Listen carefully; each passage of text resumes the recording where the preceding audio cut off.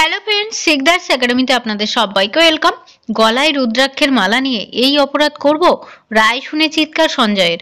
12 মিনিটেই কোর্ট শেষ। চলুন এ বিষয়ে আমরা বিস্তারিত জেনে নিই।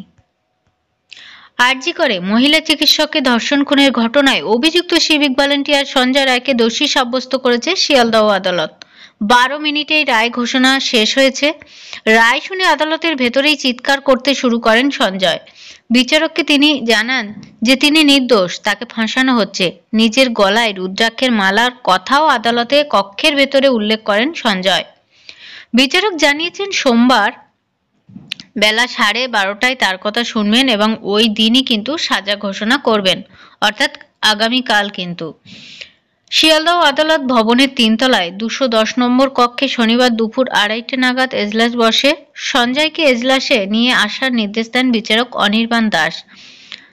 তাকে দোষী সাব্যস্ত করা হচ্ছে। আদালত বিচারক বললেন যে আপনার বিরুদ্ধে অভিযোগ, আপনি 9ই আগস্ট ভোরের দিকে আরজি কর হাসপাতালে ঢুকেছিলেন। সেখানে এদিক ওদিক ঘোরাঘুরি করার পর এক মহিলা চিকিৎসককে আক্রমণ করেন, তার মুখ চেপে ধরেন, এমনকি গলা চেপে ধরেন। তাতে তিনি মারা যান।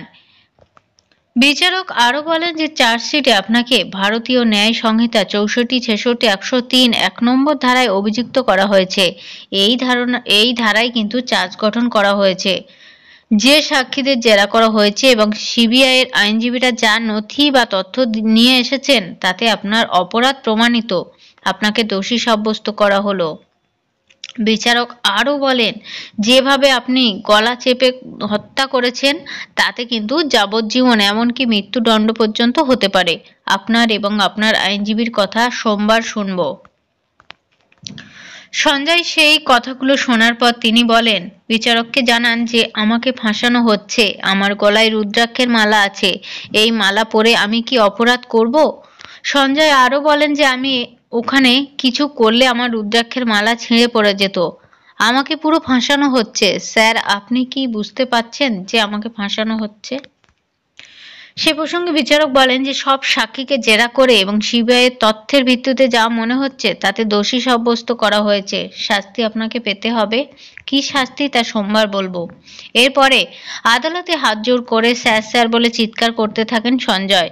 বলেন যে আপনি তো দোষী সাব্যস্ত করেই দিলেন, আমি গরিব, আমি এই কাজ করিনি, যারা করেছে তাদের কেন ছাড়া হচ্ছে? এরপর আদালত থেকে এক প্রকার জোর করেই বার করে নিয়ে যাওয়া হয় সঞ্জয়কে। বিচারকের রায় শুনে কেঁদে ফেলেন নির্যাতিতার বাবা এবং মা। তারা বিচারকের উদ্দেশ্যে বলেন, আপনার উপর যে আস্থা আমরা রেখেছিলাম তা পূর্ণ মর্যাদা রেখেছেন, আপনাকে ধন্যবাদ দিতে চাই। বিচারক জানান সোমবার তাদের কথা শোনা হবে। তো দেখা যাক, এই মুহূর্তে কিন্তু গোটা রাজ্য কিন্তু তাকিয়ে আছে এই বিচারকের উপর ভরসা করে কি শাস্তি হয় এই সঞ্জয়ের। আসলে কি সঞ্জয়ের মধ্য থেকে কি অন্য যে দোষীরা আছে তারা কি শাস্তি পাবে, নাকি শুধুমাত্র সঞ্জয়ের শাস্তিটা হবে? দেখা যাক কালকে কি হয়। আপনারাও চোখ রাখুন সিকদার্স একাডেমিতে। সবাইকে অনেক ধন্যবাদ।